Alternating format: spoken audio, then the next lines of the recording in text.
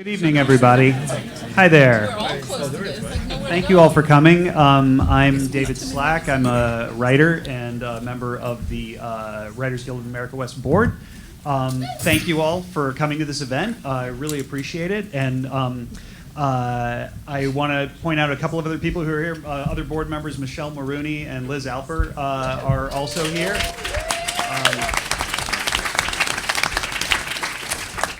And more importantly, our guests of honor, we have franchised agents here with us tonight. We're an endangered species.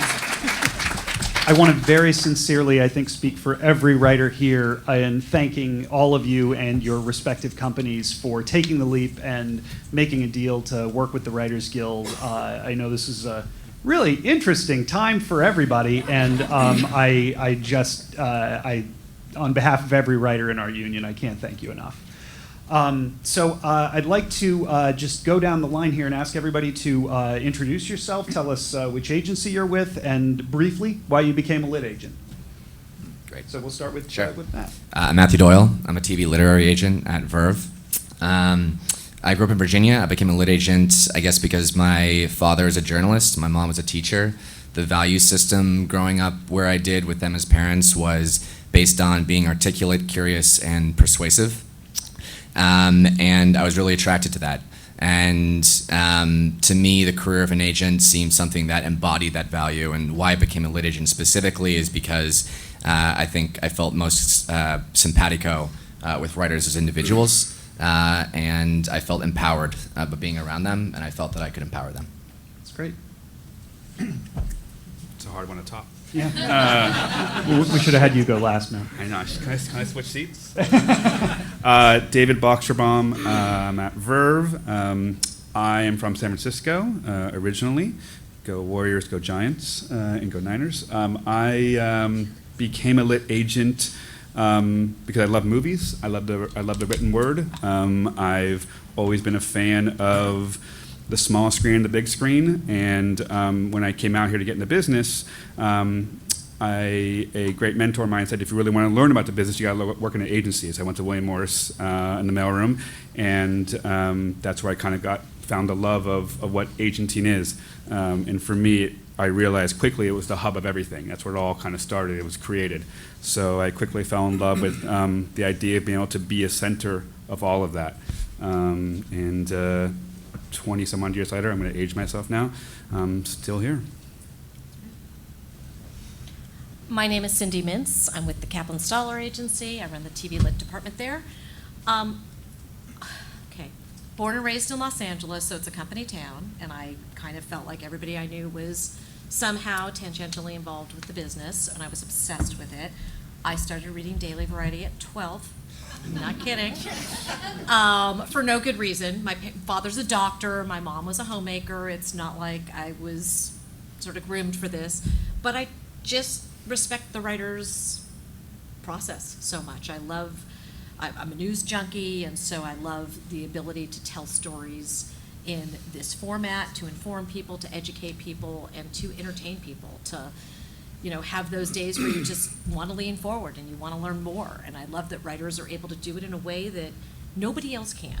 It's just magic. And when it works, it's great. And then I also love the times where I get to sit back and just be entertained and learn something about somebody I don't know. And it's just I have a constant appetite for material, and I love working with that and being able to tell your stories.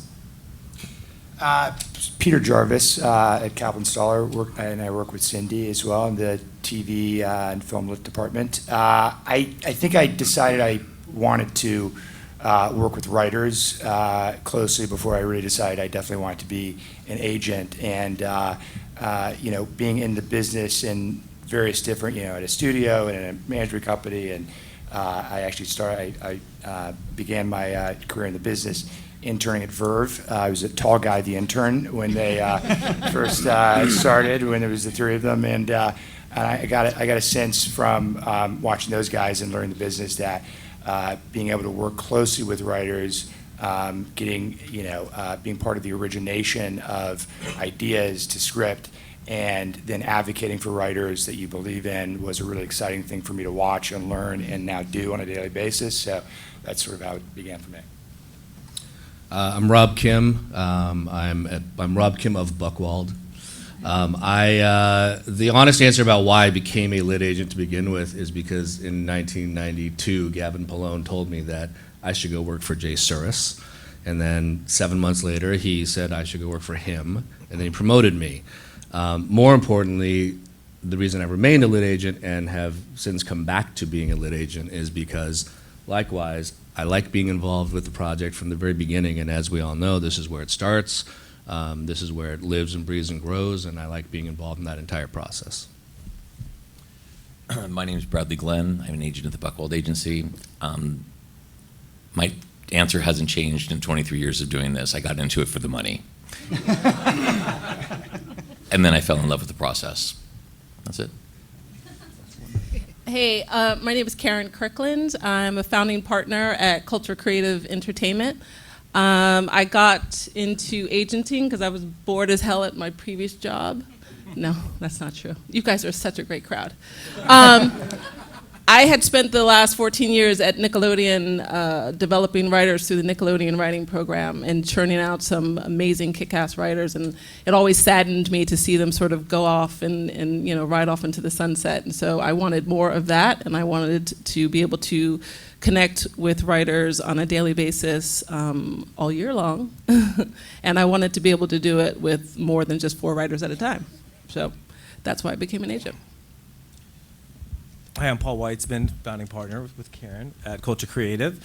Probably became an agent. Well, I was a corporate executive at a stock brokerage firm many years ago, and the guy I was working with was a crook, and he was stealing money from a lot of his clients' retirement funds. So I decided I want to get the hell out of that business and get into a business that was respectful and there was no backstabbing. So here I am. I'm actually second generation agent. My father was an agent for 55 years.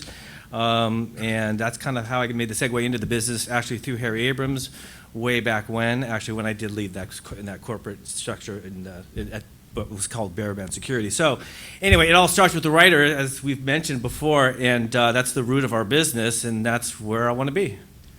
Great, thank you guys. So tonight we're going to be talking about the relationship between writers and agents. And obviously the first place that starts is how we connect, how we meet each other. And so I thought, and we'll just open these up to anybody. Don't feel like you have to answer everything, but feel free to just chime in. My first question is, what do you most look for in a client? An individual can express a complex idea in a simple way. That's one of the hardest things to do. And if you see that's undeniable, also leadership. You want writers who can lead others in achieving their vision, because as speaking as a TV agent, it only works if you do it with a team. That's great. Anyone else care to? I mean, I think part of it, obviously you look for people with a unique point of view and a unique voice and have something to say. But the other part of it is you want clients who look at this as a partnership, right? This is a partnership between you and the client in their career. I always look at, my relationship with clients is, we are colleagues as much as, Bradley and I are colleagues, and, other people I work with in my office are colleagues. And there has to be that level of transparency and disclosure and conversation. And, if you're not in it together, like the old motto, the old days of, what have you done for me lately, relationship with your agent is not ideal because it's just not the world we're living in anymore. So that's a big part of it for me. Yeah, I think for me, it really comes down to the material, and I think that it's always trying to find a rare and special script, and I think from there are other factors. You meet with the writer, but I think I've yet to meet anyone who's written a piece of material that is rare and special and exciting, and that person not being rare and special and exciting themselves. So I think really at the end of the day, it's finding great scripts and the writers who write them for me. I think think personality and life experience is really heavily weighted in my decision-making process. I think that people who have a unique experience and are good in the room, and they're kind of the people that you want to hang out with. I think I gravitate more towards those people. I think the script is probably less than 50% of the big picture for me. I think it's personality. I think it's their hang factor, which I think is really important. I tend to look for an authenticity. I want to know that I'm reading something that I never experienced, I didn't know, but I believe to be true. And it really starts from there for me. And yeah, I agree. Personality is essential. I've sent clients who are so talented and come out of theater and have the most gorgeous voice, but if they can't sit across somebody in the foxhole at 11 o'clock at night when they just have to re-break a story, then they're not going to be valuable to, the other part of your job. And your job is not just to write. Your job is to produce and get the shows on the air and to be collaborative. And so I do agree that personality is essential and a big part of it, but the authenticity is really what rings for me true. And I think why I gravitate toward character-driven theater writers, because they tend to have to be so compact with the way they tell their stories, and every word is so curated. And I respect that, and it comes across when they can transition to television. It's really a beautiful thing. I think what you're hearing is a common theme is a voice, someone that has something to say. I think that for us up here, we all have our own tastes and things that we love and we gravitate towards. And there's an old saying, you kind of know it when you read it. And it really rings true in our field. You kind of know it when you read it, and if it speaks to what we love and we kind of our taste, which is all different for all of us. So here's a question that's germane for a lot of our audience. How can writers best prepare to grab your interest, to connect with an agent? And two-part question, are there different answers for feature writers and TV? Is there different things a TV writer should be doing to maybe find an agent versus a feature writer? TV guys want to answer first? I'll jump in. I work predominantly in television. I do represent feature writers who work in television, so it's not to say that that's not something we service. And I also have TV clients who work in features. So my point of entry is typically television, and honestly, referrals are meaningful. They just are. If you've worked with an executive who says terrific, tremendous things about how collaborative you are and how agile you are, then that's meaningful to me. And it speaks to sort of the personality test before it becomes the reading test. It's somebody saying, I really want to be back in business with this person. They brought it. They brought their A game. They were so much fun to work with, or they came up with such creative solutions to really negative problems. And that's a big deal. That's really, really a big deal. And so for me, somebody I value in the business to say, it could be a manager, it could be an executive, it could be somebody from a network, it could be somebody from a studio, it could be someone from a pod, but just somebody who's been, in the trenches with them and says, I really think that this person's got something special, and I encourage you to take a look.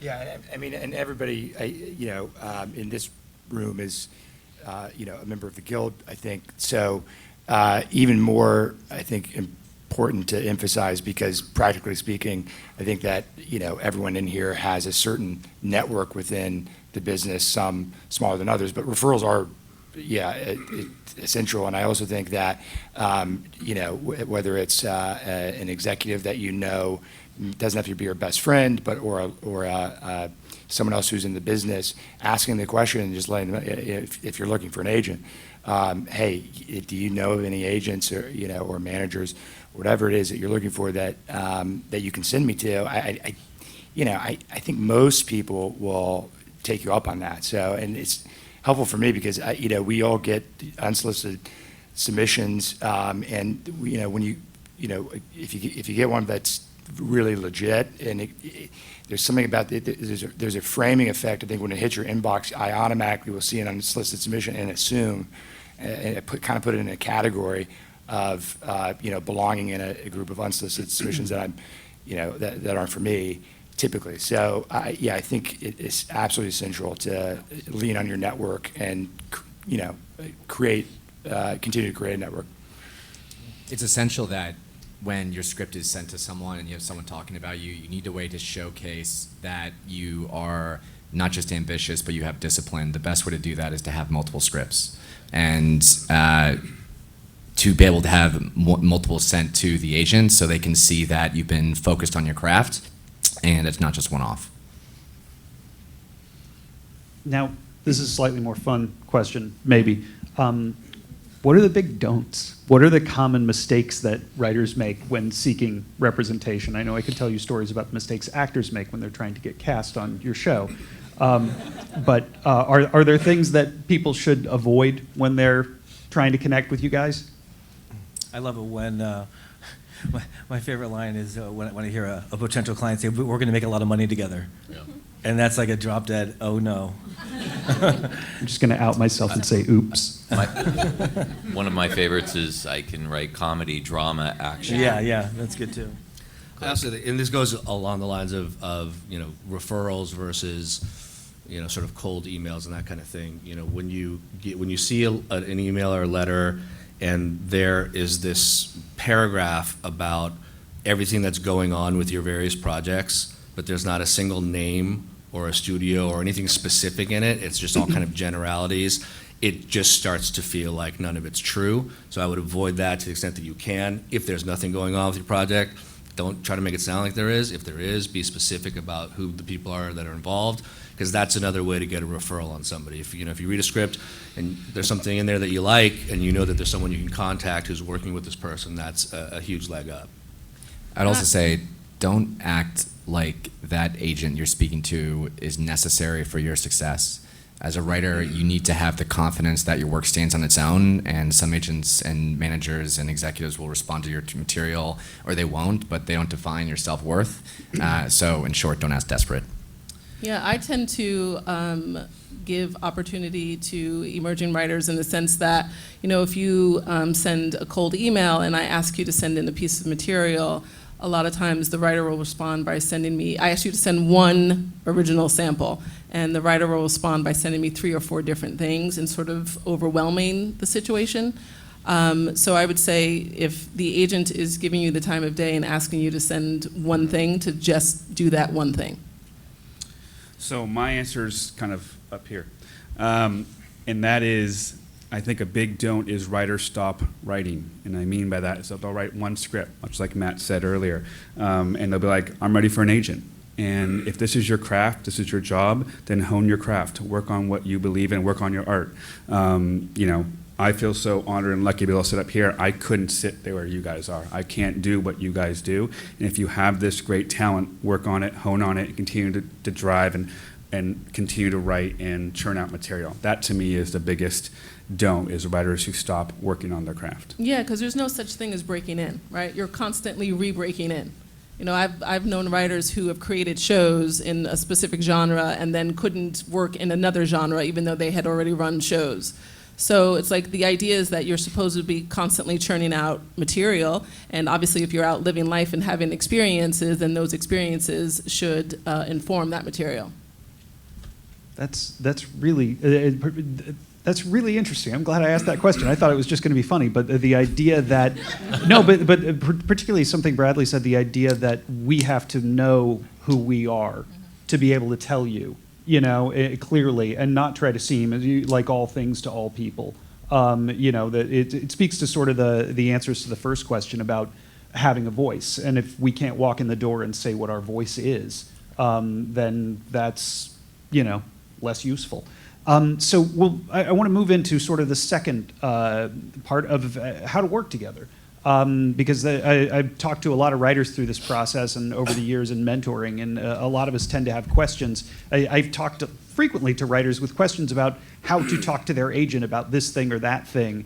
So we'll talk about that for a while. What would you guys say is the key, if there is one, to a successful writer-agent relationship? Oh, yeah, communication. Communication. And communication, transparency. Right. I probably know more about my clients' lives than their spouses, or communication is key.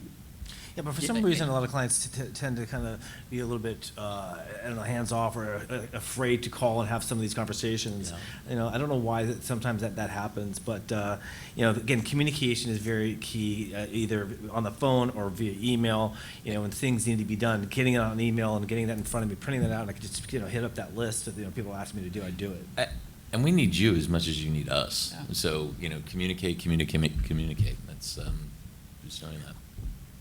And continue to generate, piggybacking on what David said, continue to generate good material and not feeling like, okay, I've got my scripts now. I think that continue to remember the mission that you have as writers, which is to write and create, and continue to send your representatives great scripts that they can go play with. I mean, I think that I'm a big fan of Ridley Scott. I don't think that every single one of his movies is equal.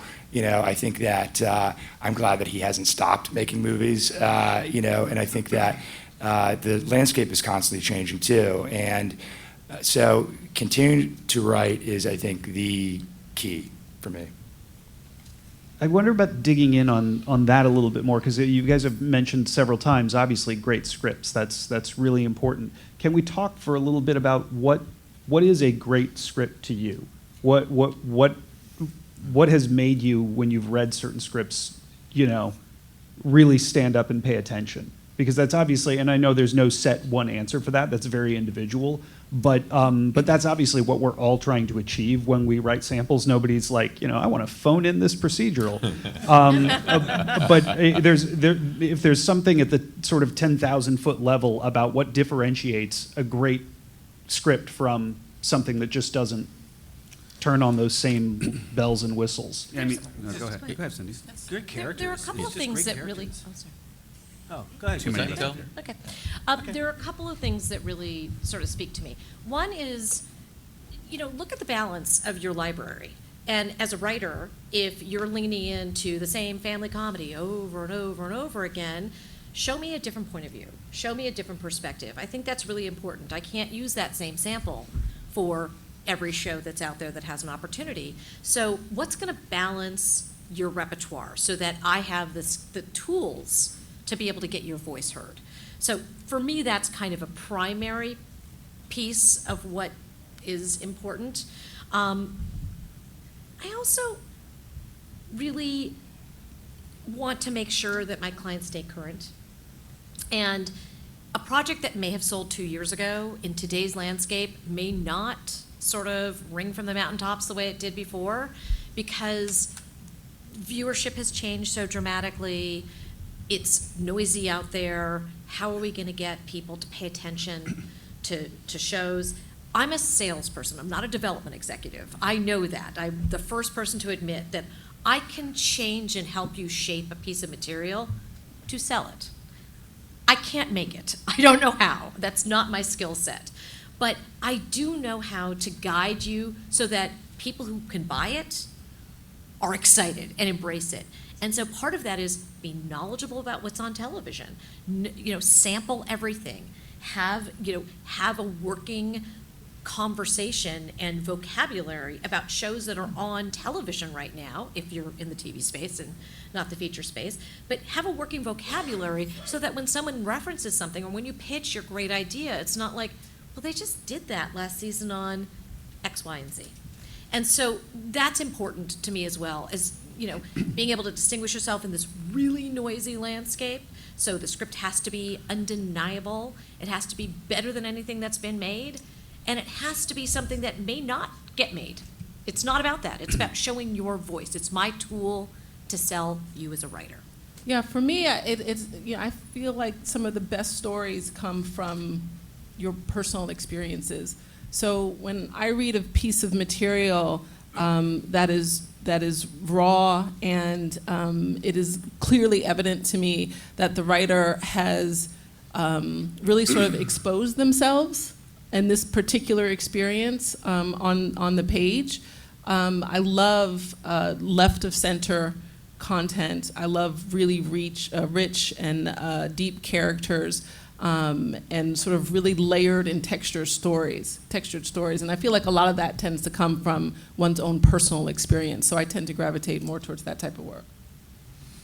I agree with that, definitely. You know, personal experience, something that comes from your life, that is real. I probably have the most success in my career with scripts that were written by clients based on something in their lives. Short of that, something that you care about, something that you are involved with, or that means something to you, that on some level resonates with you on a level a level that's not just, I got to write a script to try to get a job. So anything that comes from that place where you have a passion about it, you care about it, you've researched it, you know it. It's not just for this script. It's something that's a part of you. It always comes out. It does come through. It's hard to quantify, in words, what makes a good script, I think, and what doesn't. You can read a great spec of a show, honestly, but generally, if you're writing original material, you're writing something new, you're writing something to get noticed with. I think that's the best way to go.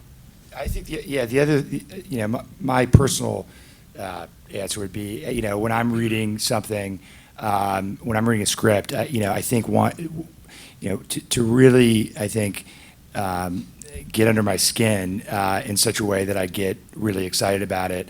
The experience of reading it is, what I'm doing when I'm reading a script is I'm watching the movie in my head, or I'm watching the show in my head, and so the experience of reading a great script for me is.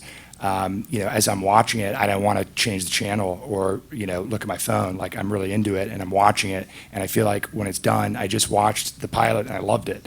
And there are a lot of different ways to do that. I mean, it might be, stylistically, it doesn't matter so much. It's all about the characters and the storytelling, and the craft is obviously. If it's clunky or if it doesn't feel like it's flowing, then it takes you out of it. So that's the experience that I'm looking for. In general, if in reading a script, I'm learning something and the writer is teaching me something and I'm interested, and it doesn't have to be about history. It can be about human relationships or character dynamics. That's a good writer. I think the constant theme for everybody here is. And Rob said it actually really well, is there passion in the script? Does a passion come through from you as an artist in that material? I think that's what most of us, if all of us, look for, and it's what drives us to really get behind something. What about, because this question's come up several times with writers that I am friends with, what about the original pilot versus spec thing? When I was starting out, you had to spec an existing show. Now that's borderline impossible to spec a show that someone has actually seen because there's 500 shows. And combined with that, of the original pilot versus spec. Also, what's your advice about doing non-traditional samples? Every once in a while, there's somebody who's written a fantastic play or a short story. If that's where our passion is taking us, is that something that's worth writing up and submitting to you guys, or is it better to stay within the traditional lines? Absolutely, it's worth your time if it's something that you want, a story that you want to tell. Nobody writes specs, anymore. Not specs. Nobody writes samples of shows anymore, but they'll write original material.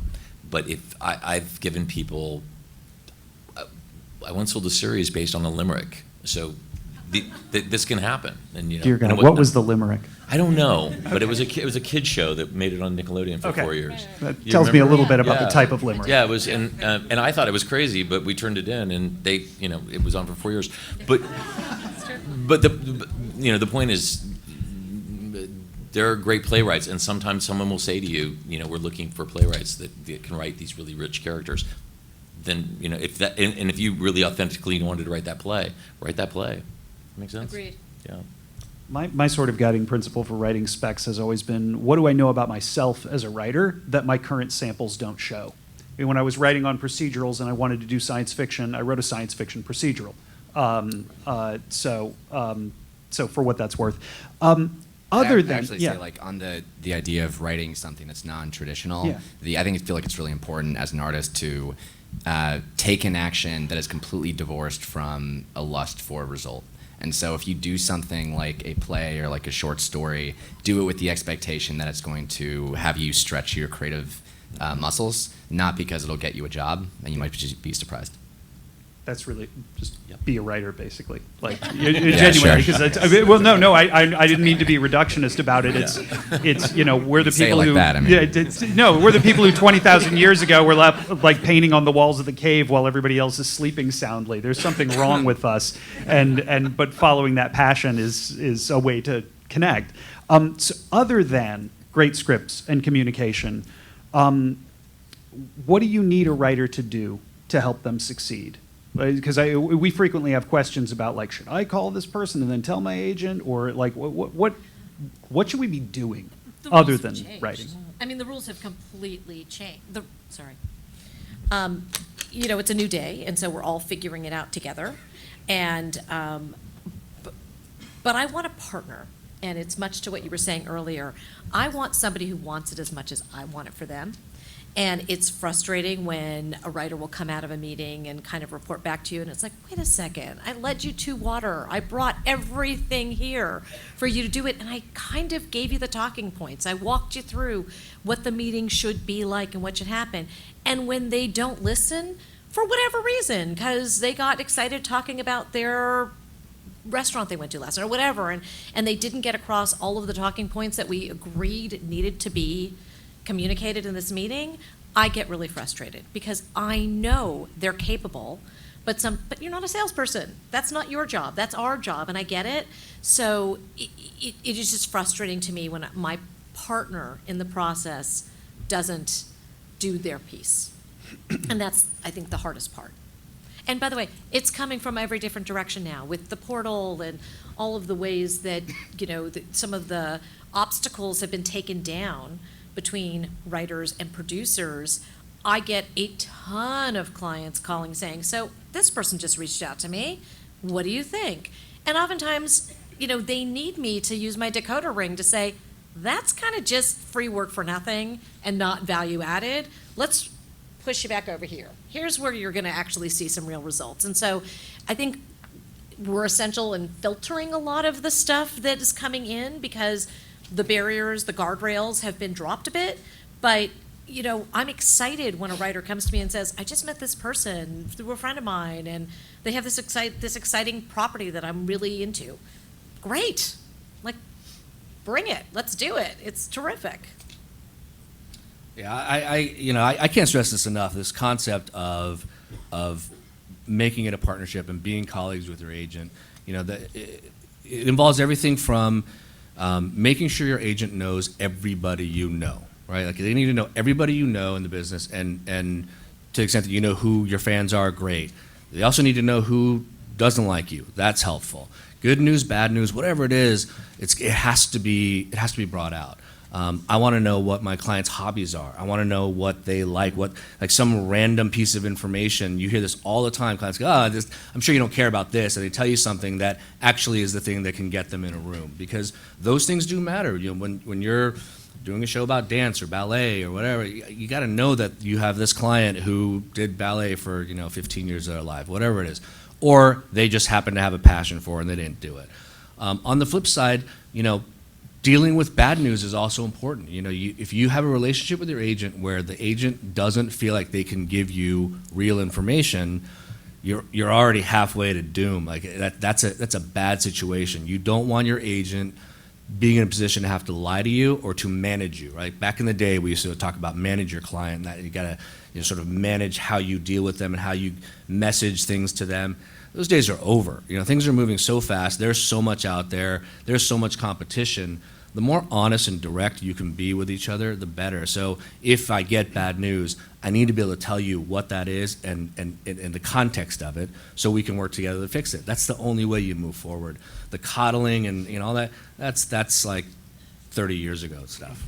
I completely agree with that, Rob. I think that it's really important to know your client, and know what their hobbies and their interests are, and making sure they're going out and experiencing new things to bring more to the table as they kind of, as they're more applicable to various shows that are out there, and really understand what your client's all about, what their interests and what their dislikes are all about too. I mean, it all goes back to the same thing we talked about, or at least I mentioned earlier, which is continue to work on your craft, like continue to write. Give us material to work with. Give us new things to play with out in the marketplace. And I think one thing I would add also is to be aware of what the business is today, and just to be not necessarily just sit in a vacuum and not understand what is going on in the world, in the business, to understand kind of what, not what we do, but kind of what's happening around in this bubble of Hollywood. But most importantly, just continue to write and be the artist that you are. Yeah, I also think that, and it depends on the situation, but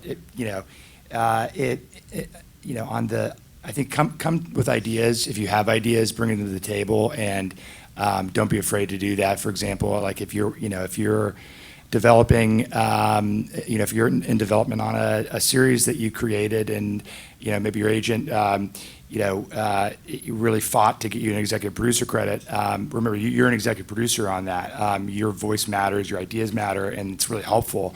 So I think it's, or if you have a great, knockout feature script, and the conversation is revolving around like, well, what directors do we like for this, or whatever it is, what actors, have ideas, and provoke your agent to, think creatively too, and be the, don't put it all on them. I would say, it really should start with ultimately, well, what do you think? And it depends on the situation, but I think generally speaking, valuing yourself as highly as possible as not only a writer, but in that situation also as a producer. Wow, asking writers to be secure is that's a lot, but we're all working on it. We literally all have shrinks.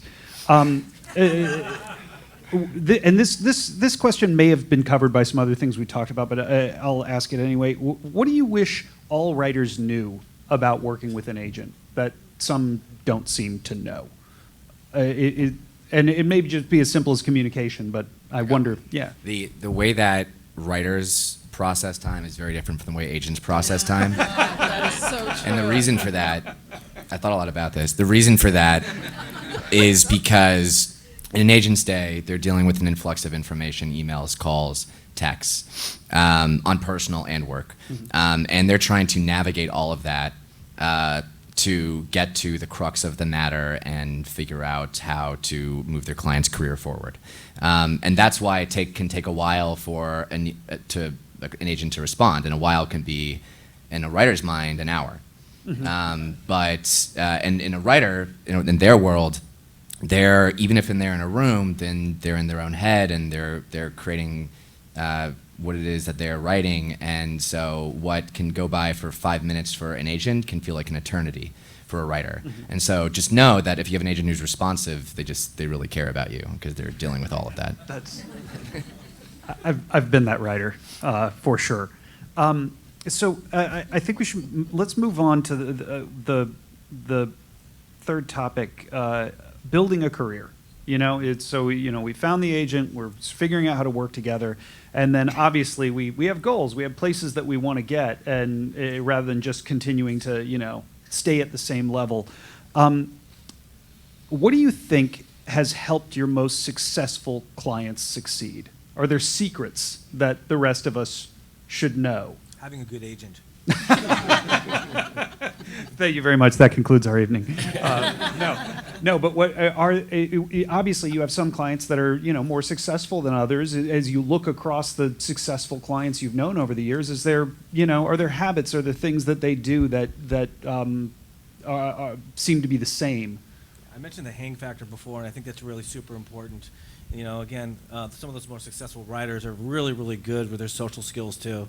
You know, a lot of times writers will kind of move on in various shows, just be connected with the same kind of, the same group of people as they move on. But we always try to encourage new relationships. But those very successful writers have very good social skills, and they're really, you know, again, that hang factor is very important. Writers are able to write their career. So if one thing's not working, create another piece of material. And that's often helped people get to the next level. Goes back to what David keeps saying. I think one of the essential pieces for me is the balance. And so you look at a client's career, and they have done 8 episodes here, and 9 episodes there, and 10 episodes there, and it's little privileged, you know, sort of boutique-y kind of shows, and you realize they don't know how the sausage is made. And maybe the next job has to be on a broadcast show that does 24 episodes a season, because you need to know how to bring that skill. And I've had clients, really successful clients, who have been on these privileged, fabulous shows, but they were never given the opportunity to develop the other set of skills that are essential for running a show.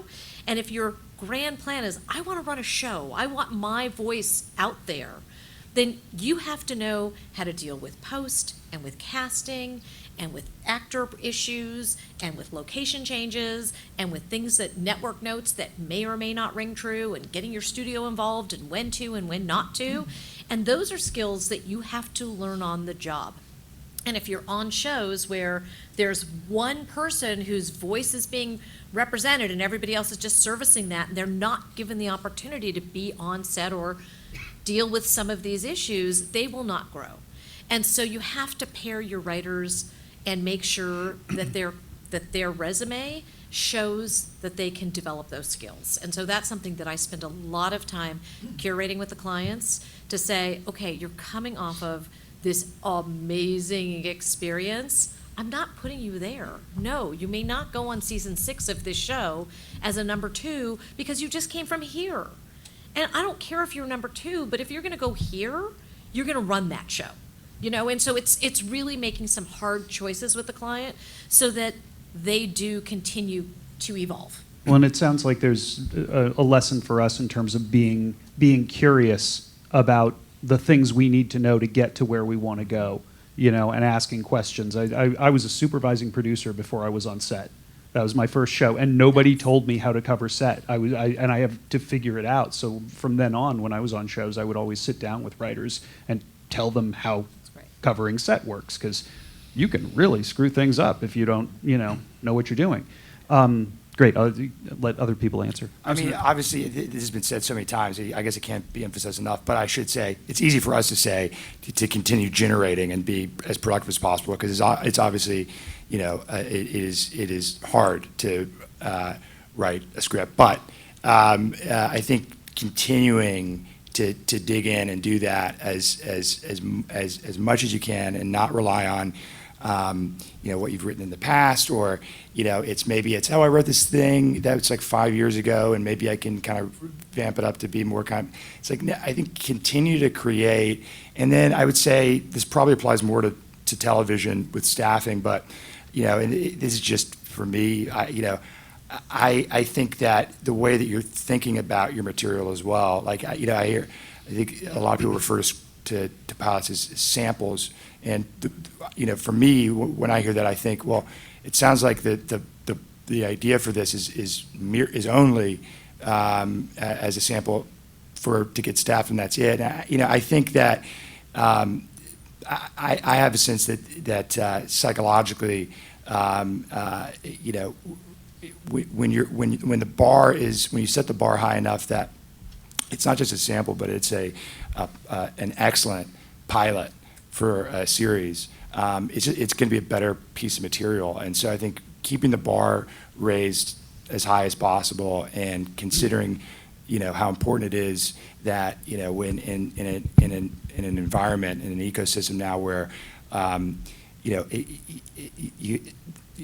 there's more content than ever, but the workforce is also grown, as we know. Executives, departments are streamlined. They're having to do more and cover more shows. Everyone's buried in material, and so it's like about, is this going to be something that really cuts through the pile of reading that I can pick up the phone and say, this is the thing that you've got to read. I mean, I think that's the most important thing that you can do for us. That makes our job, I think, easier. So that would be the thing I would emphasize. Yeah, I mean, I would say willing to listen, willing to admit that you don't have all the answers. I think it's interesting. What makes a great writer also makes a great agent, too. I learn every day by listening and accepting fault and admitting that I don't know everything from my colleagues and associates. So it's the same way on your end. It's admitting that that person may know more and may have a great note to give and willing to accept it. So to me, that's so important in the career of a writer. And what I've seen, the success of the writers that I've been lucky enough to work with is because they're willing to listen. They're willing to take advice. They're willing to accept that they don't know, not the smartest person always in the room. Voracious readers. What's that? Voracious readers. I just want to add one thing. I think it also I'm just sort of thinking about, throughout my career, who were the most successful clients I represented, and what did they have in common? Something that I think they all had in common was they had a level of clarity about what they wanted in their career. So, for example, if your goal is to be a showrunner, there are several additional skills you have to writing in order to be a showrunner. There's just a lot of stuff that you have to do as a showrunner, especially of a 1-hour drama television show. So if you want to do that in your career and that's the goal, then that's what you need to be working toward as you're in there in the room and as you're writing scripts, and make those connections and develop that. If you want to be directing at some point, obviously you need to work toward that. I had a client one time who she told me that her goal in life, and this is before streamers, she said, I want to be writing on a show for HBO and developing at HBO. So within whatever period of time it was, she was writing on staff of an HBO show and she was developing HBO.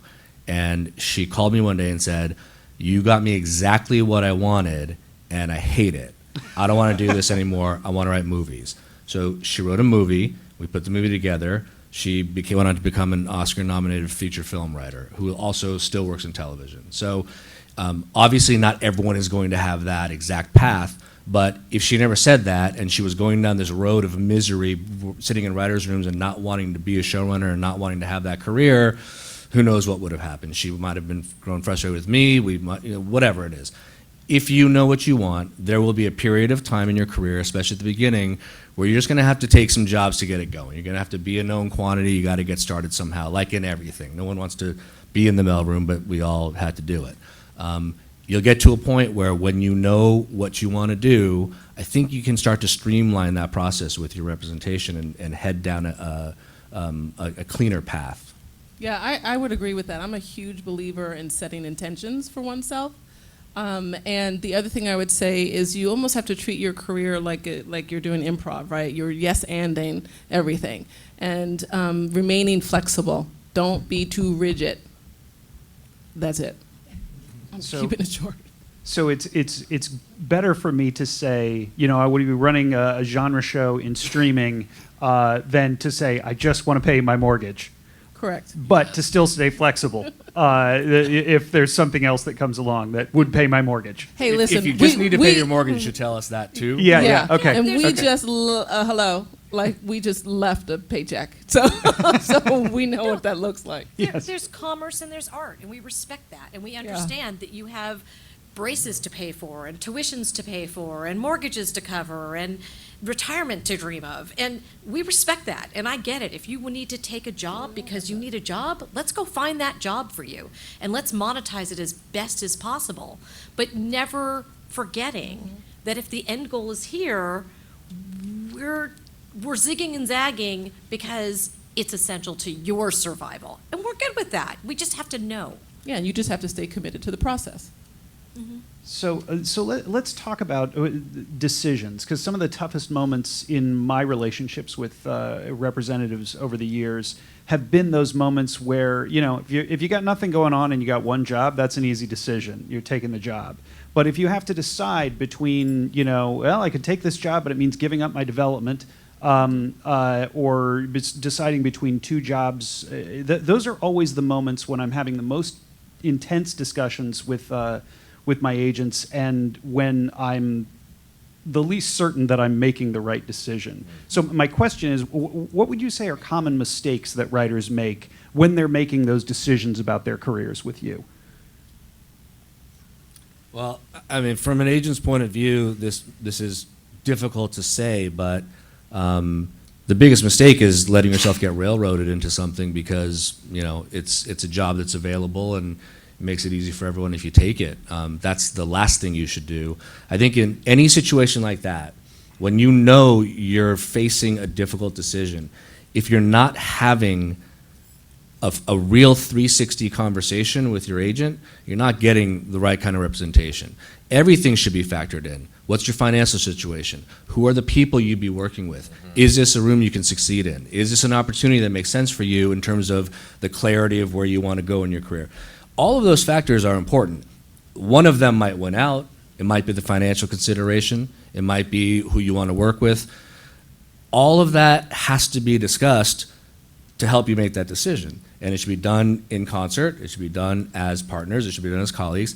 And then there should also be an additional piece of that conversation, which is, where does this road take me versus this road? And if I make this decision now because I need this or I want this, if we extrapolate that out, what do you think that looks like?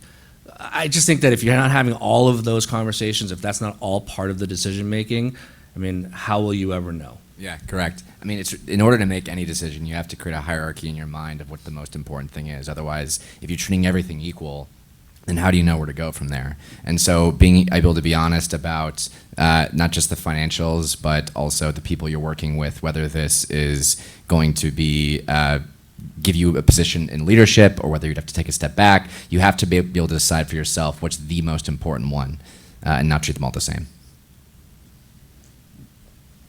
When we disagree with you and we do the thing that's not what you think we should do, how do you feel about us after that? Because I'm like, oh, I don't want them to be mad at me, but gosh, my gut's telling me to do this other thing, and that's really, really hard. Do you wish that we would listen, or do you respect us for going our own way? You I mean, if have it's to a be really- in that room. You have to live Yeah. with that choice. I can't make that choice for you. I can educate you. I can tell you all of the pitfalls. I can tell you all of the glories that can come with it. But at the end of the day, if you're going to have a stomachache going to work every day, then I've not helped you. And trust your intuition. I mean, I usually make decisions very quickly because I sort of know. I can do the algebra very quickly in my head, and I think everybody can if they just really sort of meditate on it. But if you make a decision and that's really what you want to do, then it's our job to support you and take you to that place where you want to go. Basically, we're working for the writer. It's like, it's Yeah, the writer's exactly. decision. I mean, I'm not the boss of you. Don't need to overthink it. It's like, you know, we're working for you. If you make a decision, you go with it, you support the client, and, you know, hopefully everything turns out the best. And if not, you dust yourself off and, you know, try something different. If it's an absolutely terrible idea, I'll definitely tell you that as well. I think we all respect and appreciate people that have conviction, right? And that goes with artists too. So if you believe in this is the best thing for you or it's not the best thing for you, then we're there by your side. Yep. So. And how can we best? We talked about people being clear about their goals, but I think sometimes when I communicate my career goals, I wind up feeling maybe that seems arrogant or overly ambitious. What's the best way for us to communicate to you what our goals are? And I mean, should we be as specific as I want to be, J.J. Abrams, which most of us aren't going to get to be, or should we? How should we talk with you about what we want to achieve? Is it better to think short term, long term? I think it's both. I mean, the bigger picture I think is really important to sort of set the milestone and set the direction. And like we've talked about, each decision you make and each move you make and each step you take should be putting you on that path. So if you don't know where that path is going ultimately, then you don't really know if you're heading in the right direction. So I think it's the simple answer is you have to just tell us. You have to just tell us what the goal is, and as crazy or pie in the sky as it may seem right now, it does happen for people, and maybe not to the J.J. Abrams level, but to a level that is maybe just shy of it, or a level that you are, you're ultimately happy with. But it's just as simple as you got to have the conversation. I mean, you can't be embarrassed about any Dream conversation with your. Yeah, it's like that's what we're there for. We're supposed to help you realize your dreams and help take you there. And if it's not realistic in this moment, it's our job to tell you that. It's our job to help you plan how to get as close to that, if not to that point, as possible. We can personalize a little bit. We have a client at our agency who had done a little small movie, that really well done movie. It's small, teeny, it's an indie kind of movie. And the guy came in and he sat around with the entire agency, and he said, we said, "What do you want to do next?" Like, great. Like, what movie? What are you thinking about TV? And he goes, "I want to direct Star Wars."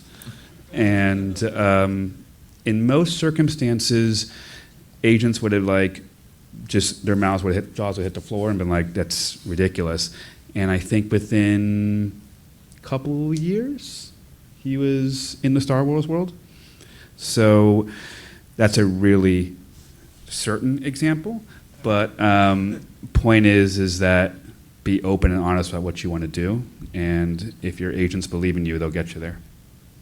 And to be clear, I would settle for just shy of J.J. Abrams. That's, I mean, I'm reasonable. Was it his first show, Felicity? I mean, who would have thought? Yeah. From Felicity to JJ. I mean, so dream big. That's what you're here for.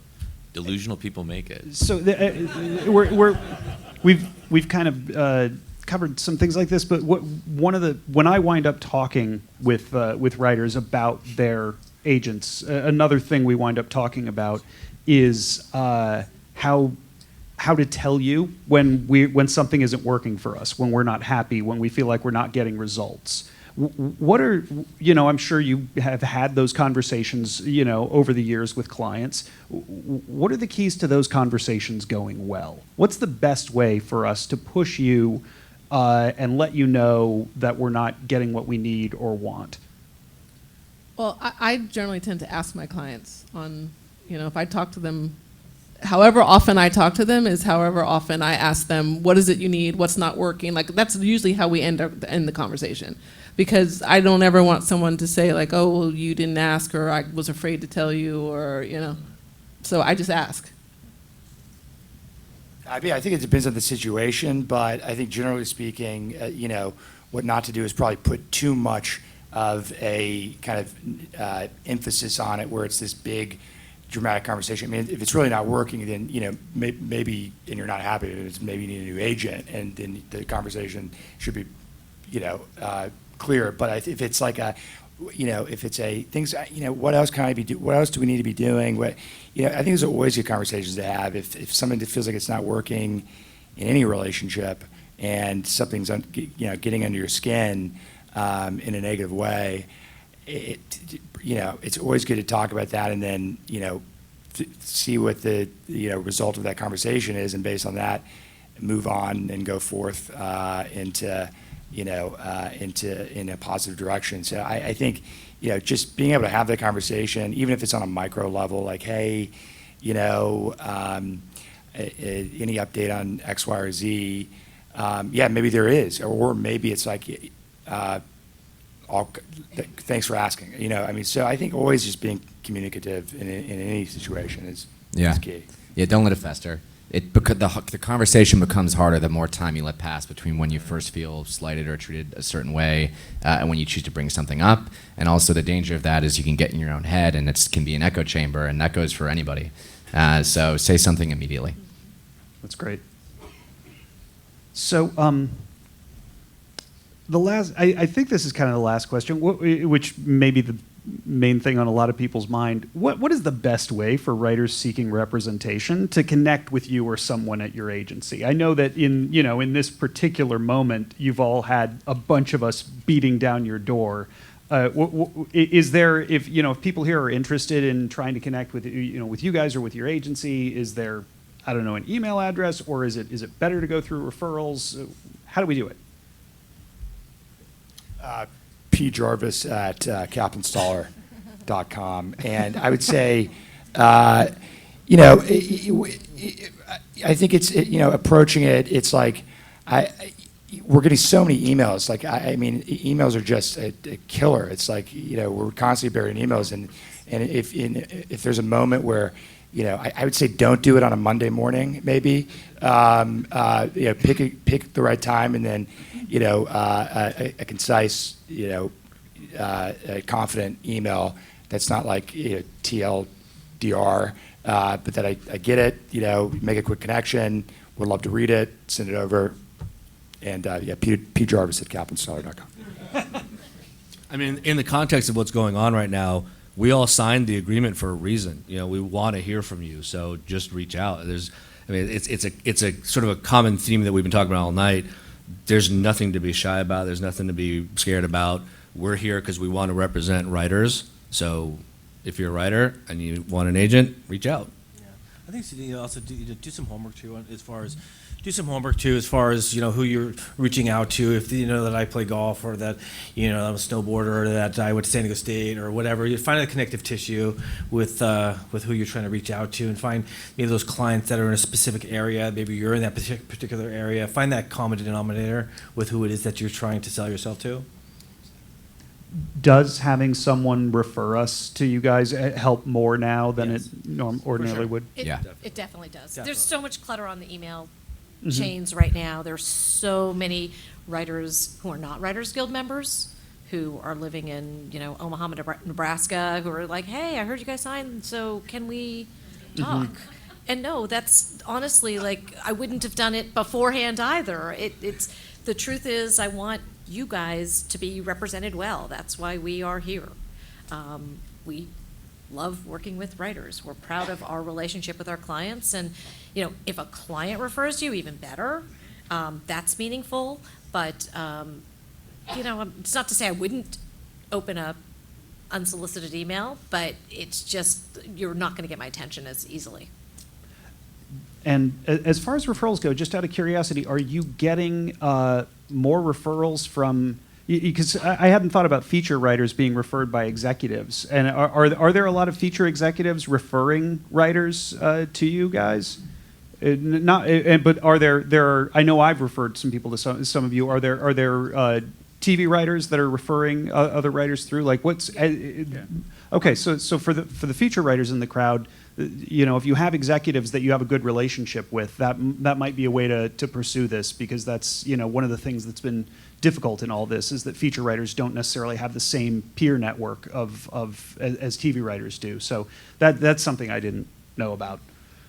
Yeah, I mean, referrals, whether it's an executive or if you have a manager, or if you know one, even if they're not yours, you have a lawyer, you know, other friends who are writers, you kind of have to just go through your database and figure out who makes sense, but the referrals can really come from anywhere.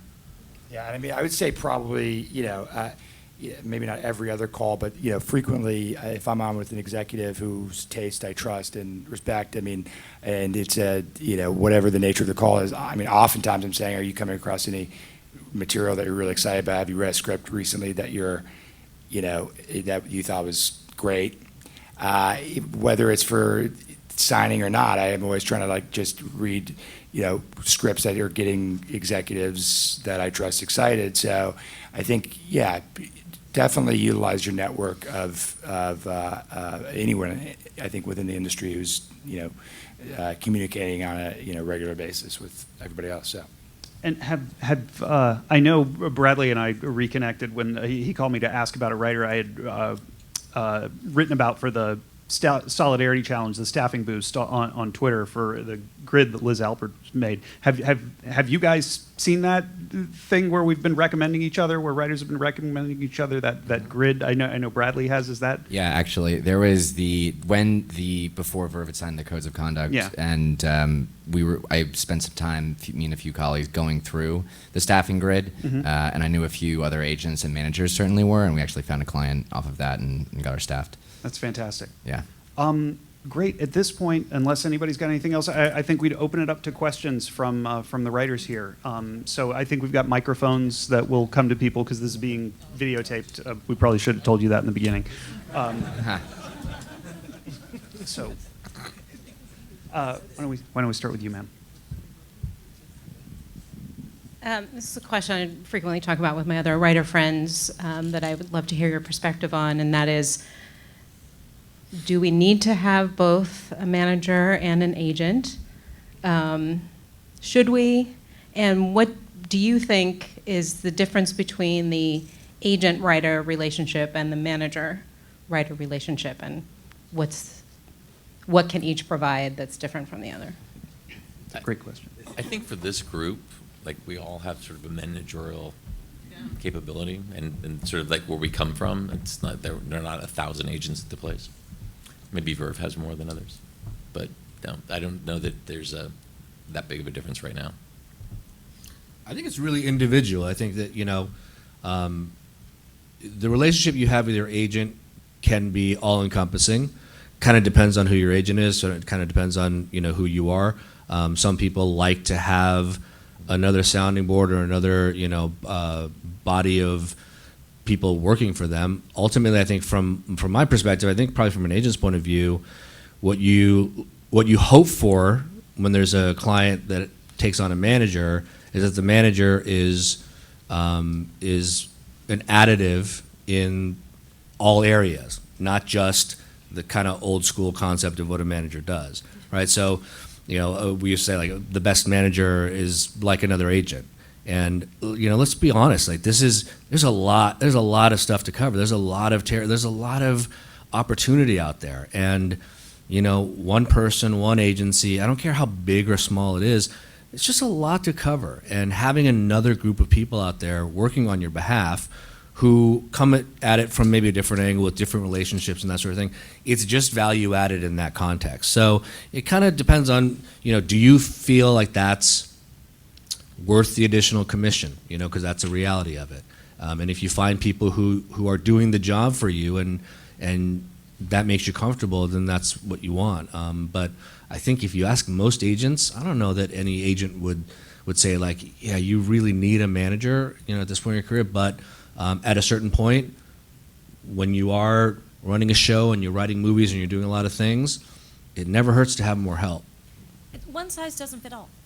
I think that's the bottom line. What works for you is not necessarily alchemy that works for another writer. And I have partnerships with managers where it's such a great relationship. 10:30 last night, I was on the phone with a manager and a client because there was a crisis, and then there was good news that came in, and we needed to make sure she knew before she put out a fire on a crisis because there was other information. And, when you have that collaboration, it's terrific, and I really value that. So it doesn't mean that that's what's right for you or your friend who's in your writers group. They might have a different need. When it's great, it's fantastic. And it's been bad, and I never would throw anybody under the bus, but there have been times where you think, you're wasting 10%. This person's not bringing anything to this game. And it's a shame, but when it does work, it's spectacular. You definitely need an agent. Obviously, every agency that's on this board right now is, of course, agreed with, the guild and became franchised through the guild until such a time that, managers are held under the same type of microscope. That people here have your back and are, have aligned themselves with you. That's all I want to say. Yeah, I mean, if I were a writer, I'd want to have an agent and a manager and a lawyer. But I think, personally speaking, I think I'd want to have a really effective manager who understands how to and effectively plays the role of the manager, and an agent who understands the role of the agent. Because I think that, I think if you've got a manager and an agent who are kind of crossing over and doing the exact same thing, I don't know why that's worth 20%. But I mean, I don't know. I gotta say, I'm working with a couple management companies I share a lot of clients with who are extremely effective on, when it comes to development, helping getting shows packaged up with talent or whatever it is. So I also just think that, I think it's good to have a manager and agent keeping each other accountable. I definitely keep, managers with whom I'm working on their toes. I think vice versa. Like it's good to have, for me, if I were a writer, I'd want to have a team surrounding me because I think the ambition would be, how do we build this into a business? And I think you want to have a certain amount of support and infrastructure and advice going into that. Yeah, I wouldn't focus on titles either, manager, agent, it doesn't matter what you call it. You need people who have your back, and that's really hard to find. And if you have someone who has your back, whether they're a manager or an agent, or you have both of them, and they're putting in the work, their worth is well above and beyond the 10% that you're paying for each. Great. You, sir. Hang on. He's going to bring you the microphone so we can. I need to be like Donahue. Dating myself. Thanks for coming tonight. So you spent a lot of time mainly focusing on TV, which is where the world is headed with streaming. So when I was starting out, there was a big feature market before I had all this gray hair. It's contracting. What can you tell us? What's happening in the feature market? I mean, what are you hearing? What are you seeing? Are features, I mean, they're still a thing, but aside from Iron Man and blockbusters, what are you seeing, hearing, what's selling, that kind of thing? Personally, I mean, I think the feature market, I'm going to either get laughed at or if people think I'm crazy, is thriving still. I think that, again, it's all about the material. People are looking for great original voices still, and they're looking to find new, great original projects to put in the pipeline at these studios. Yes, the streamers have kind of changed the course of the business in the feature space, but we have seen so many specs go out and sell and pitches and assignments getting filled that we haven't, I don't know, it feels like it's come around to a great time again to be a feature writer. Sure, there's always going to be the DC, Marvel, big franchise IP movies, but with all of those, there's always going to be a need for great original stories as well. And, that's been something that we've seen a lot of lately in all genres. I think it's a fantastic time to be a feature writer, and we're flourishing in that space. I think didn't Netflix made like 100 movies last year, and with more streamers coming online, that need to fill content. There's, it remains to be seen exactly how that's going to shake out, but it's definitely encouraging because 5-6 years ago, a movie like The Verdict didn't get made. Small. No, you look at the rom-com is back, right? Netflix rebirthed the rom-com. Horror is always going to be kind of a theater experience, but even that's starting to live on a little bit on the streamers too. Dramatic character pieces are living on the streamers. All of these things are finding a home, and that's really exciting for agents that really spend most of their time in the feature space. I think a lot of us have stretched onto other areas too, and starting to dabble in television as well, and do that too, just because you want to kind of be versed in many areas. But for people that were born and bred in the feature space as agents, it's an exciting time. Yes, they'll bring you a microphone. Okay. Hey guys, thank you so much for doing this. I have a question for writers who are taking meetings with reps and trying to evaluate what's a good fit for them. One, how many clients is too many clients? And then if we're looking at the client list, is there any balance we should be looking for in terms of people at different stages in their careers? Or if there's anything else that you think writers might not be asking the right questions when they walk in that room. I think you certainly need to know who the clients are for the particular representative. You don't want to be locked in to, what's your competition within the agency? How do you stand out among the client list? So it's important to ask those types of questions, certainly. You mentioned sort of looking at someone's client list. At a certain point, if you can look up someone's client list and it's just ridiculously large, it doesn't mean they're not a good agent. It means that they have a certain kind of a role at that company, and that's a heavy lift. I think that I've always said to every one of my clients and anyone who will listen to me, it's the person you're sitting with you have to feel like they're going to do the job, and that's what it comes down to. And it almost matters less which agency it is than it does who the person is. And at a certain point, if you are representing 150 plus clients, it's just not realistic that you're spending that much time thinking about each and every one of them. And in terms of level, I guess that's personal preference. I think that you'll find good agents who are starting off with younger clients and they're killing at that level, and then you have people who are more seasoned who might seem great on paper, but maybe they're not really that focused on representing someone more junior, and that you'll end up being with someone else. So I think it has more to do with the connection.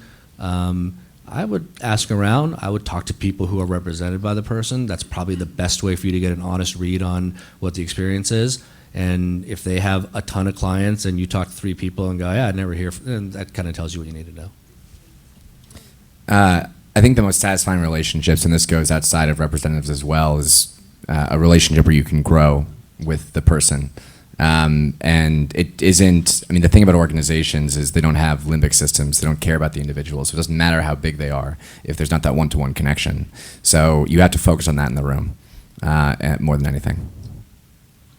I'm going to jump the question line a little bit, because what I've always believed myself and told people, and I'm curious if you think this is true, is that I don't look for, it's never even occurred to me to look at a client list, but maybe that just says something about me. But the thing I always look for, I tell people, you don't want the agent who wants your business, you want the agent who wants your career.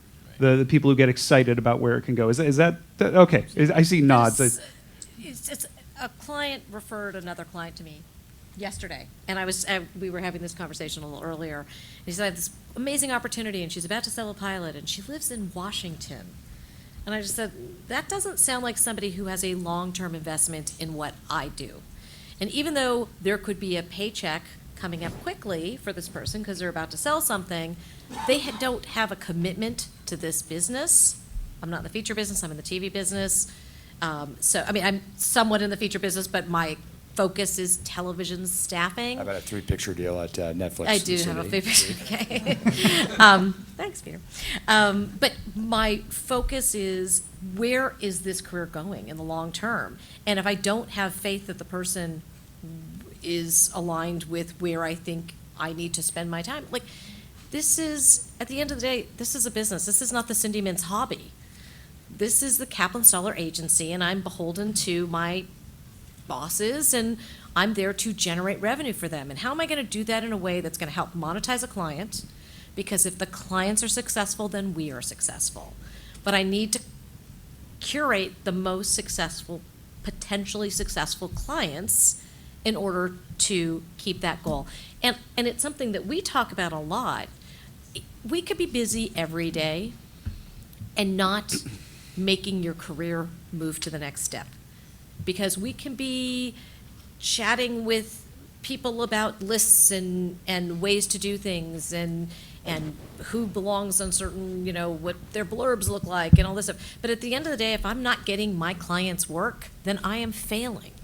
So I have to be smart and strategic. So if I sit down with somebody and say, I really believe in you. I love the story you have to tell, and I am excited about the material you have, and I know where to sell you in the marketplace, that's all I got. You can look at my list and it may feel genuine or not, but it's my word. But I would only add, the concept of effort justification and is something that we do talk about a lot as a team, and I think that I would probably speak for all of us.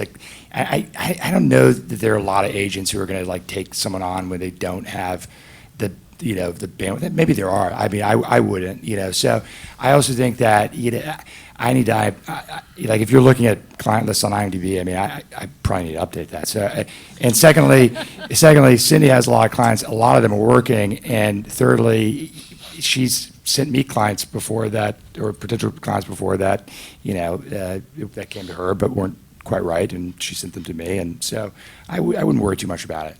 You want someone who treats you not as you are, but as you could be, and that should be relatively easy to intuit.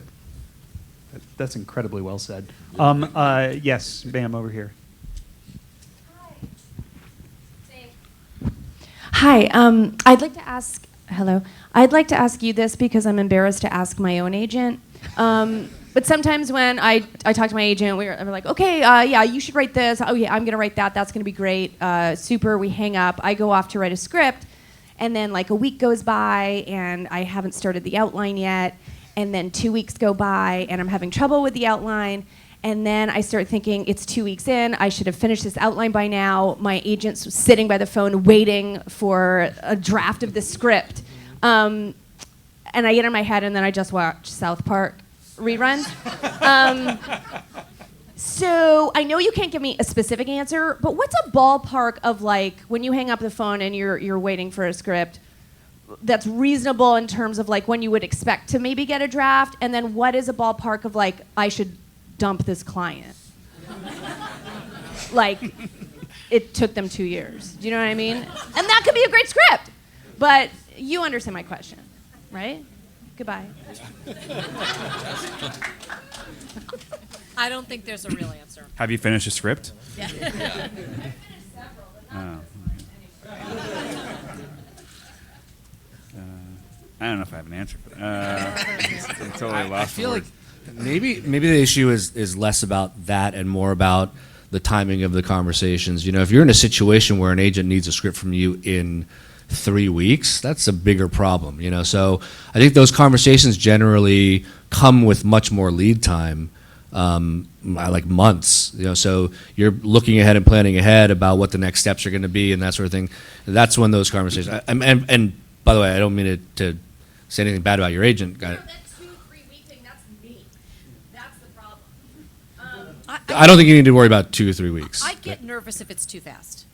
Okay. You know, there's that too. You have to keep in mind that sometimes if a writer tells you an idea and says, okay, let me just ponder this, and then there's a script in your inbox the next weekend, did you really put enough time into this? Because I want to see the best version possible. Did you send it to your colleagues? Did you send it to your peers in your writer group? Whatever, you know, to get feedback, to make sure it's the best version that you want to present. Because I want you to succeed as a client. I want it to be great. And I don't want to, and I'm not a development executive. And so I'm hoping that it's gone through a few versions before it lands in my inbox. Every writer's going to move at their own pace. I don't think that there's a time limit on when you're going to deliver a script. Some writers take years. That's great. I mean, it is. But you know, if we believe in that voice and we believe in that artist, and we'll stand by that person. You know, and some writers turn around in 3 weeks, a month, whatever it may be. So it's your own pace. There is no general expectation unless you've discussed. That's just Well, 2 years is a long time. 3 years, 4 years. Yeah, I think you're putting a lot of pressure on yourself. Yeah. 5 years. No, this is really helpful. Thank you. Okay. Yes. Thank you so much for coming tonight. In addition to film and TV, I write novels, I write comic books, plays. I had an agent who hated that. I have a manager who's very supportive of that. How do you feel about a client whose attention is divided? I mean, this came up recently with a client who's writing a novel, and when we were talking about the neck and has TV development going on, and has a feature pitch, I guess the conversation that we had was, well, you know what, ultimately, what is the goal? You know, if on the one hand you want to spend all your time writing a novel, and on the other hand you're really eager to staff, and you haven't written a new pilot in a long time. So I think it's really like, do what you really believe in. That's what I would say. And and then if a client wants to go write a novel, it's like, okay, well, and then I'll come back, and then maybe I'll sign another client in the meantime. And I don't care. I mean, honestly, for me, it's like, I would say if if your goal is to publish a novel and you think it's sensational, like, I mean, it's not the business that I work in, but I tend to keep all those plates spinning at the same time so that I'm not losing traction in other areas, and I have been published, but do you lose interest in a client who is not generating commissionable material for Well, a little it's a bit of time? fine line between having a variety of interests and being completely dissipated. And you need someone who holds themselves accountable to deadlines. And if they do that, then there's no issue. But if it's a continued excuse of why they don't have the script because they're working on something which you haven't seen, then that's a problem. I have a client who's on staff. She's a mid-level writer, very successful on a very good show. And I went to a play of hers the other night. It was a play that she'd been working on for 10 years. It just was one of those things. It was a labor of love. It was like watching poetry. It was incredibly emotional and beautiful. And so much of her was in there. I could feel it. I knew it. And so I loved that she did that. Would I sign her just based on this play without knowing the history and without having this other piece of her career there? Probably not. It's sort of, like I said, it's alchemy, and everybody's different, and the recipe is going to be different for each person to make gold. But for me, that was fabulous. I think it just adds another beautiful layer to the story we're telling about her. Yeah, writers write, and you, sir, are a writer. Yes, over here. Hi, thanks so much, guys. It was equally inspiring and anxiety-inducing. I just was wondering if you guys were looking specifically for a specific genre of writer at your particular agencies. Just a fun question. No. I think we all love it all, but I think it's everybody has different tastes. Like someone says steampunk and my eyes roll back in my eye. Like it's just not me, and I get frustrated when I hear a client who's a comedy writer who's like, but I have this piece. And you know what, and oftentimes I will say, if you have to write it. But then let's kind of just get to the next place. But there's no world where we're saying, oh, I'll never sign a writer who does XYZ. It's just, there's an opportunity for everybody. If we know how to monetize you, we will do so. Well, I think that speaks a little bit to also, you know, what Paul was saying about doing a little bit of research, because it's not just about finding the first agency that'll take you. It's about finding the right agent at that agency, because there may be, you know, one or two people at that agency who really get you. Right. Whereas if you happen to get connected with somebody else, they're just not the right fit for you. So that might be helpful. Another question. Anybody else? Yes, ma'am. We'll bring you a microphone. He's on the other side. Hello. Thank you very much for being here. I'm Ariana from New York. I'm a WGAW East member, and I'm appreciative that you're here. So I have a quick question about your style when it comes to handling new writers that you're working with, in terms of if you can kind of walk through your process in 30 seconds with regard to having a client work on a project and see that project into fruition and working with a director. Specifically, like, do you act as a liaison for the studios and the producers or the director and give notes to your client, or are you more laissez-faire and sort of sit back unless there's a problem? Are you thinking features in this instance, or TV, or just development period? Whatever comes to mind. Okay. It's a little tough to answer. It's like asking how a watch works a little bit. You kind of just feel it out in like the process. And so I think if I could do it in 30 seconds, you establish where the relationships are and where they need to be sent. You send out the material, you tell them where they're sending them out, you do follow-up, you get them in meetings. You tell them the jobs you're submitting them for and why you're submitting them for. You keep them updated on what the feedback is on the material. You ask them what they're working on. You give notes on their material, and you reassess after every, 30 days. 22 seconds. Impressive. Impressive. Pretty good.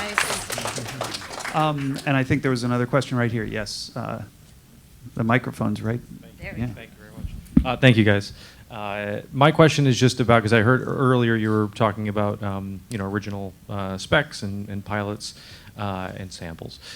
But my question is, in this era of IP and things, do you think that there's still an appetite for original TV shows and the like? If maybe you could speak on the struggle of that, I guess, maybe with IP and original work. I think it's a really important skill to be able to create original characters and original storylines. And so even though IP seems to be king when it comes to selling shows,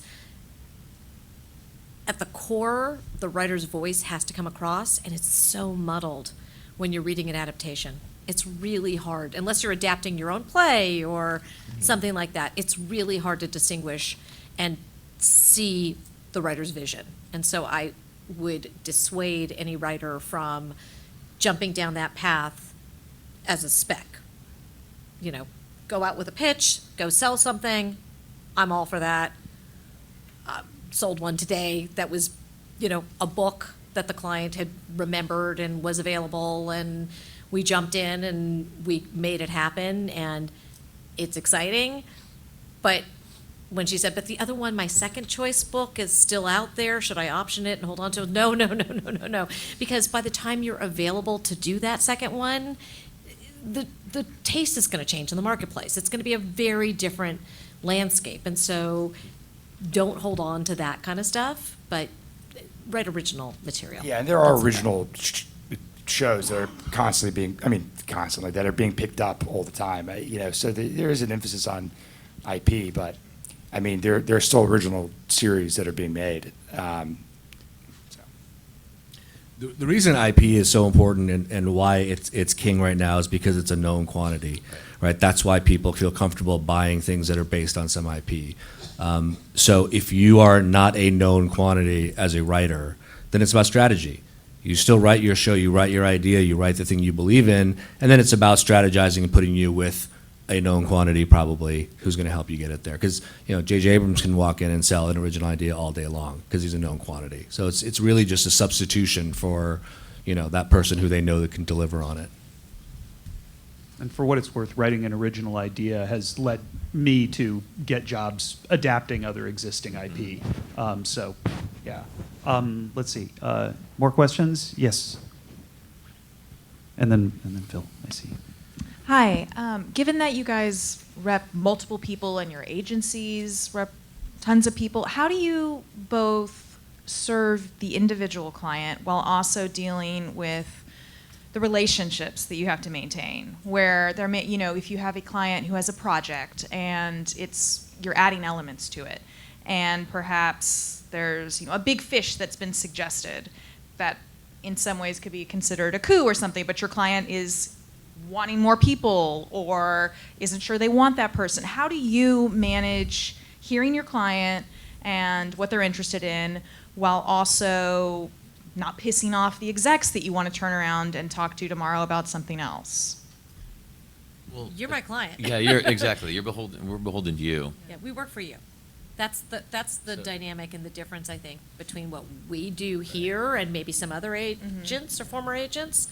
We really work for you. Your agenda is our agenda. And I think the beauty of what we do is that we don't have those other obligations. And we're sort of Switzerland. Everybody wants to work with us. We're not, we don't have a big 10,000-pound gorilla hiding in the corner waiting to be fed.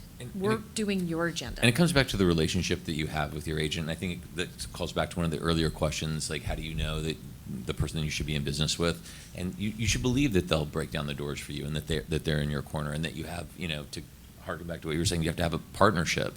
And, you want to make sure that your partner's in your corner. I think that, I know most of these people here, and I think that's what they're about. Cool, thanks. And that's the beauty of agents that don't have conflicts of interest. Right, exactly. We pass the Phil here has a question.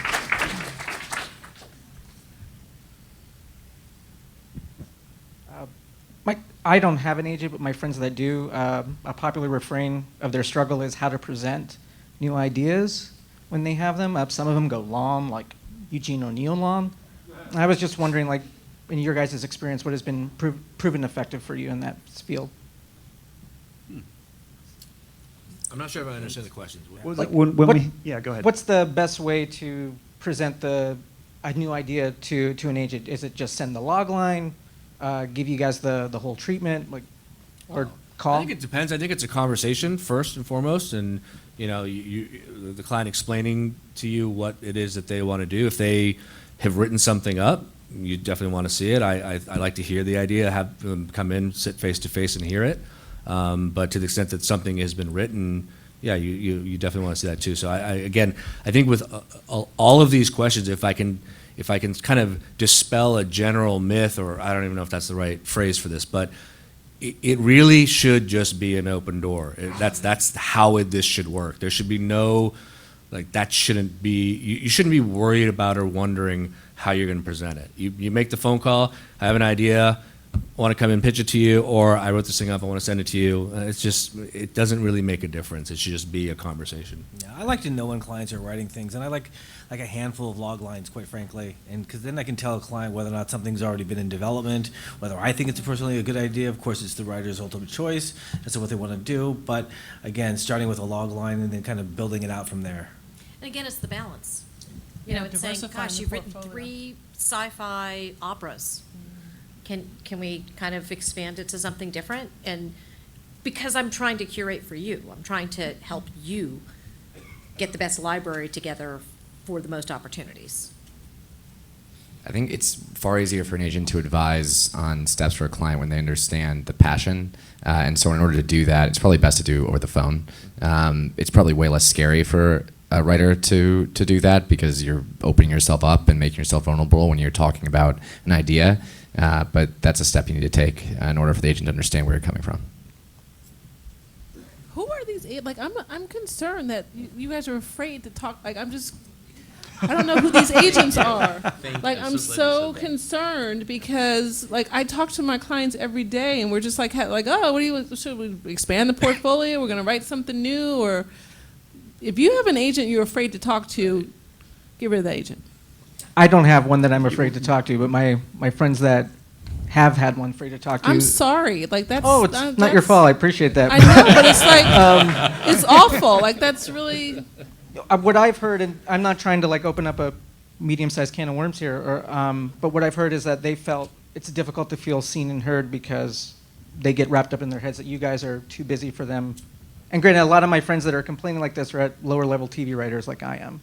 And that's not to say that they're, not valid in their concerns and not feeling seen and heard. No, we're here for you guys. We're here for you guys. Yeah. That's fantastic. I think with that, we'll go ahead and wrap it up a little early. We've got some refreshments over there. We can have kind of a meet and greet. I'd like to take a minute and just thank all of you from these agencies for being here tonight and for being on our side. Thank you so much.